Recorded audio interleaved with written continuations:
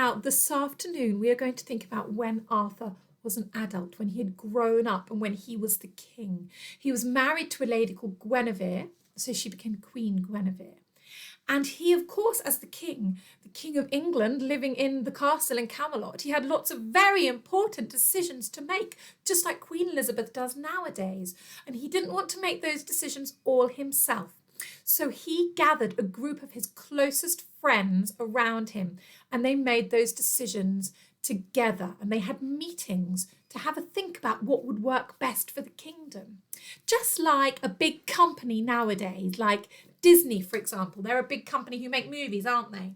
And so they would have a big group of people who might meet every week or every month, and they would discuss, now, what movies should we make next? And who might be a good actor to play the voices in those movies? And that is what King Arthur did. He gathered his closest friends into a little group, and they used to meet together to think about what would work best for the kingdom and to make the important decisions. And he called them the Knights of the Round Table.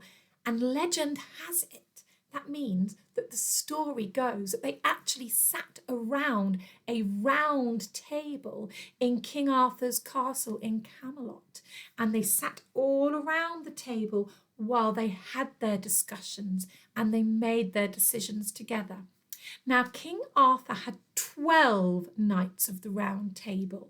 Now, you might have heard of one of them, Kay. That was Arthur's older brother.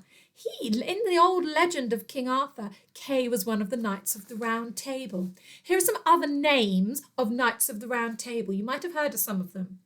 There was Bedivere, Gawain, Percival, Tristan, Galahad, and a man called Lancelot. And actually, Lancelot ended up falling in love with Queen Guinevere and stealing Queen Guinevere away from King Arthur. So it was a bit of a naughty thing for a friend to do, don't you think? So maybe Arthur actually made one wrong decision about one of his knights around his table. But you won't do that, will you? Because this afternoon you're going to think about who you would have around your round table. You're going to choose 12 people who you like the most, who you trust the most, who you think, if you were the king or queen of England, who would help you make the important decisions. Would you choose people in your family, like your brother or your sister, or your mum or your dad?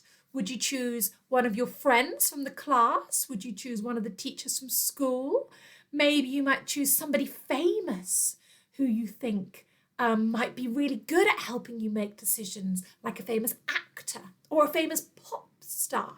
Or if you'd like to, you may also use characters out of books. So if you have a book that you really enjoy reading or a movie you've really loved watching, you can choose a character out of those books or those movies. In your envelope, you've got a large piece of paper with a big circle in the middle of it. That is your round table. And around that table, I would like you to either draw or write the names of your 12 knights, of the 12 people who you have chosen. And I cannot wait to see who you choose to be the knights of your round table. Enjoy your afternoon. Think really carefully about who you choose. Who do you trust the most? Who can help you make the important decisions as King or Queen of England?